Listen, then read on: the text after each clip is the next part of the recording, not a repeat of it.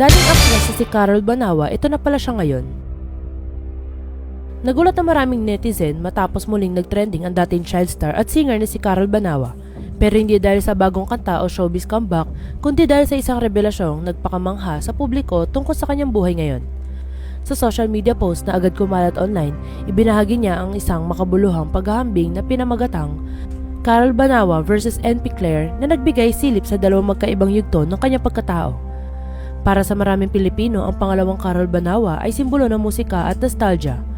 Siya ang batang mga awit na umantig sa puso ng fans sa kanyang emosyonal na awitin at mga TV appearances noon.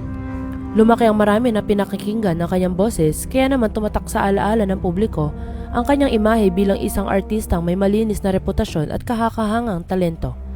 Sa loob ng ilang taon, tila iyon na ang kanyang nakatakdang landas ang manatili sa spotlight at ipagpatuloy ang showbiz career. Ngunit sa kanyang viral post, ipinakita niyang hindi lamang iyon ang kabuuan ng kanyang pagkatao.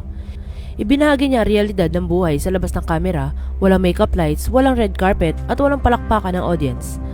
Sa halip makikita ang isang mas seryoso at mas tahimik na mundo, isang mundong nangangailangan ng sipag, disiplina at malasakit sa kapwa. At dito na nga ibinunyag ang kinagulat ng marami. Hindi lang siya dating singer, isa na siyang ganap na nurse practitioner o NP sa kasalukuyan. Ang revelasyong ito ang lalong nagpawaw sa netizens. Marami na pa-comment na hindi nila inaakalang ang dating child star na kinagigiliwan nila ngayon ay isang medical professional na aktwal na nagliligtas at nag-aalaga ng pasyente araw-araw. Para sa fans, ibang level ang transformation na ito mula sa entablado patungo sa ospital. Hindi rin nagpahuli ang kanyang celebrity friends sa pagbibigay ng suporta. Kabilang sa mga nagpahayag ng paghanga sina Dimples Romana at Kay Abad na kapwa nagpahatid ng proud messages sa comment section.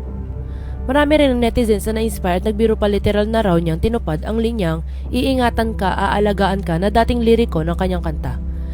Sa kabuuan ng kanyang post, malinaw ang mensahe niya na ang Carol Banawa at ng NP Claire ay hindi magkaaway na identidad kundi dalawang bahagi ng isang babae.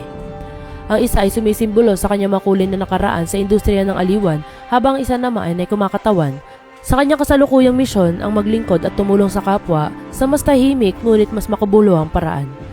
Dahil dito, lalong dumami ang humanga sa kanya hindi lang bilang dating artista kundi bilang inspirasyon ng pagbabago at pagpili ng bagong landas.